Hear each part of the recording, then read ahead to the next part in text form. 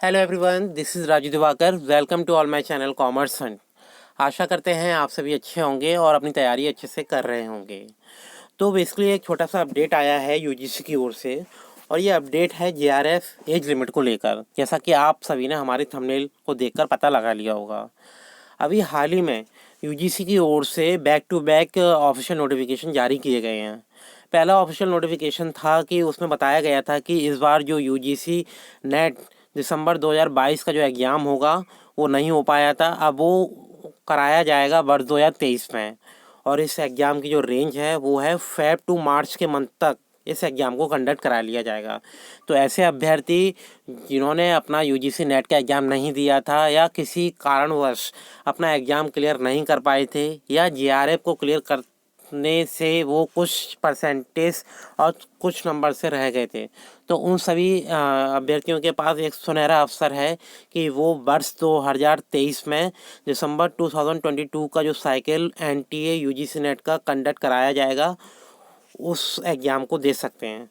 ठीक है, और इसके जो ऑनलाइन एप्लीकेशन फॉर्म है वो भी स्टार्ट कर दिए गए हैं, जिसकी लास्ट डेट 17 जैन 2023 है। ठीक है, इसके साथ ही जो सेकंड नोटिफिकेशन जारी किया गया था यूजीसी की ओर से, जो यूजीसी के चेयरमैन हैं जगदीश कुमार जी, उन्होंने बताया था कि अब जो यूजीसी नेट का जो एग्ज़ाम होगा वो वर्ष में 2 बार होगा पहले की तरह। ठीक है, जब से कोविड आया है तो उस दौरान क्या होने लगा कि जो एनटीए यूजीसी नेट का साइकिल थे उसे मर्ज कर दिया गया, मतलब दो जो एग्ज़ाम साल में होते थे वो एक ही एग्ज़ाम होने लगा। पर अब ये अनाउंसमेंट हो चुका है कि अब वर्ष में 2000 मतलब वर्ष में 2 बार यूजीसी नेट का एग्ज़ाम कंडक्ट कराया जाएगा। तो वर्ष 2023 का जो पहला साइकिल है जून 2023, ठीक है, उसका एग्ज़ाम कंडक्ट कराया जाएगा जून के मंथ में, और इसके एग्ज़ाम की डेट भी रिलीज़ कर दी गई है। तो ये दो लेटेस्ट अपडेट थे जो यूजीसी की ओर से जारी किए गए थे। इसके साथ ही एक नया अपडेट आया है, इसमें ये बताया है कि जो जेआरएफ की एज लिमिट है उसमें चेंज कर दिया गया है। तो ऐसे अभ्यर्थी जो इस चैनल पर न्यू है वो इस चैनल को लाइक कीजिए, सब्सक्राइब कीजिए और ज़्यादा से ज़्यादा अपने फ्रेंड को शेयर कीजिए, जिससे आने वाले इस तरीके के सभी अपडेट्स आप सभी को टाइम पर मिलते रहें। तो स्टार्ट करते हैं आज का जो हमारा जो टाइटल है जेआरएफ एज लिमिट के संदर्भ में क्या चेंज किया गया है। तो आप स्क्रीन पर देख सकते हैं, ये ऑफिशियल नोटिफिकेशन है, ठीक है, जो कि आपको मिल जाएगा नेशनल टेस्टिंग एजेंसी यानी कि एनटीए की ऑफिशियल साइट पर और यूजीसी की ऑफिशियल साइट पर। तो इस नोटिफिकेशन को मैं थोड़ा सा जूम करूँगा जिससे आप अच्छे से क्लियरली देख पाएँ। इसमें क्लियर कट लिखा हुआ है सब्जेक्ट में, जैसा कि आप देख सकते हैं, urgent attention to UGC NET December 2022 candidate applying for junior research fellowship JRF registration. तो बेसिकली ये ऑफिशियल नोटिफिकेशन जो जारी किया गया है वो जारी किया गया है 5/1/2023 यानी कि 5 जनवरी 2023 को जो ऑफिशियल नोटिफिकेशन जारी किया गया है। इसमें बताया गया है कि ऐसे एस्पिरेंट जो दिसंबर 2022 का यूजीसी नेट का एग्ज़ाम देने वाले हैं तो उनको इस ऑफिशियल नोटिफिकेशन के बारे में पता होना चाहिए। तो सबसे पहले इस ऑफिशियल नोटिफिकेशन को मैं एक बार रीड आउट कर देता हूँ, फिर सिंपल वर्ड्स में आप सभी को एक्सप्लेन कर देता हूँ।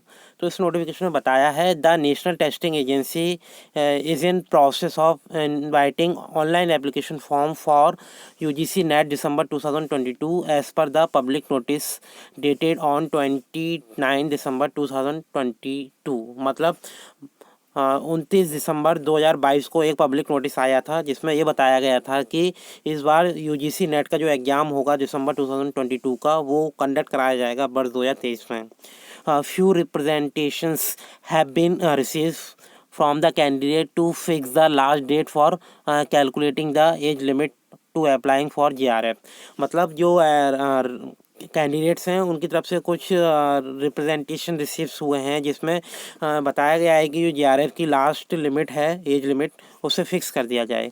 The net bureau of UGC dated on 2nd Jan 2023 has requested NTA to fix the upper age limit for applying for JRF as per 1st 12 2022 instead of 1st 2 2023। तो इसमें बताया है कि जो एज लिमिट है उसे फिक्स कर दिया जाए और इसे अब कर दिया गया है। मतलब ऐसे एस्पिरेंट जो जेआरएफ के लिए अप्लाई कर रहे हैं तो उनकी जो एज लिमिट है वो 1/12/2022 को 30 साल से ज़्यादा नहीं होनी चाहिए। स्पेशली ये उन एस्पिरेंट के लिए जो जनरल कैटेगरी से बिलोंग करते हैं और मेल कैटेगरी से बिलोंग करते हैं। तो 1 दिसंबर 2022 को 30 वर्ष से ज़्यादा उनकी एज नहीं होनी चाहिए। पहले एक नोटिस आया था, उसमें जो एज लिमिट रखी गई थी, मतलब डेट जो दी गई थी, उसमें बताया था कि 1 फरवरी 2023 तक 30 साल से ज़्यादा नहीं होनी चाहिए। पर अब इसे रिप्लेस कर दिया गया है। अब इसे रिप्लेस किया गया है 1 दिसंबर 2022 को, यानी कि 2 महीने और घटा दिए गए हैं। तो 1 दिसंबर 2022 को 30 साल से ज़्यादा नहीं होनी चाहिए। ठीक है, तो इसी के बारे में देख लेते हैं। GRF not more than 30 years age on 1/12/2022। तो आप देख सकते हैं इसमें साथ ही साथ लिखा हुआ है जो कि एज रिलैक्सेशन दिया जाता है 5 साल का, जो कि रिजर्व कैटेगरी से बिलोंग करते हैं, जैसे कि OBC एस्पिरेंट हुए, ठीक है, SC ST और PWD कैंडिडेट हुए। यार साथ ही साथ इसमें एक प्रोविज़न और दिया गया है, जैसे वुमेंस हैं उनके लिए भी जो एज लिमिट है उसे भी बताया गया है, उनको भी रिलैक्सेशन दिया गया है इस करिकुलम और इस नोटिफिकेशन में। ठीक है, तो और काफ़ी एस्पिरेंट का जो क्वेश्चन है कि क्या सर असिस्टेंट प्रोफेसर की भी एग्ज़ाम देने की भी एज लिमिट है, तो यहाँ भी क्लियर कट मेंशन किया गया है और पहले से भी बता दिया गया था इस चैनल के थ्रू कि there is no upper age limit for in applying UGC NET. मतलब आप UGC नेट एग्ज़ाम देना चाहते हो फॉर असिस्टेंट प्रोफेसर ओनली, तो आपके लिए कोई भी एज लिमिट नहीं है। पर हाँ, GRF के लिए अगर आप अप्लाई करना चाहते हैं तो इसकी एज लिमिट जो है वो फिक्स कर दी गई है। आपकी एज 30 साल से ज़्यादा नहीं होनी चाहिए 1/12/2022 को। तो ये एक छोटा सा नोटिफिकेशन था, ठीक है, उन सभी एस्पिरेंट के लिए जो इस बार GRF एग्ज़ाम के लिए अपना ऑनलाइन एप्लीकेशन फॉर्म फिल कर रहे हैं। तो ये ऑफिशियल नोटिफिकेशन जारी किया गया है NTA की ऑफिशियल साइट पर, ठीक है, और ये रिलीज़ किया गया है UGC की ओर से। और इसका जो अनाउंसमेंट किया गया था, जो UGC के चेयरमैन हैं M जगदीश कुमार जी, उन्होंने अपने ऑफिशियल जो ट्विटर है उसे इस न्यूज़ की इन्फॉर्मेशन दी। तो आशा करते हैं आप सभी अच्छे होंगे और अपनी तैयारी अच्छे से कर रहे होंगे और ये नोटिफिकेशन आपको अच्छे से क्लियर हो गया होगा। तो इन शॉर्ट मैं आपको क्लियर कर देता हूँ कि GRF की जो एज लिमिट है अब वो कैलकुलेट होगी 1/12/2022 से। ठीक है, 1/12/2022 को आपकी एज 30 साल से ज़्यादा नहीं होनी चाहिए अगर आप जनरल कैटेगरी से बिलोंग करते हैं और स्पेशली मेल कैटेगरी से आते हैं।